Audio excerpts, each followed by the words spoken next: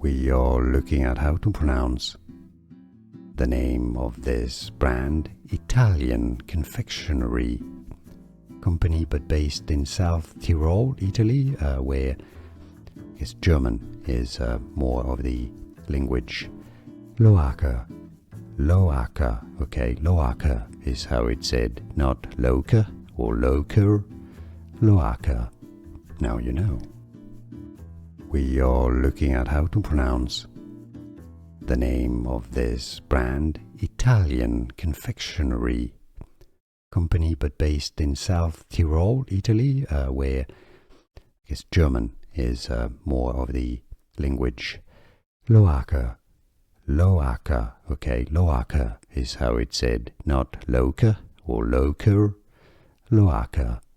Now you know. Here are more videos on how to pronounce more confusing words and names too many mispronounced. Like this video if you found it useful. I appreciate your support. I'll see you soon and thanks for watching.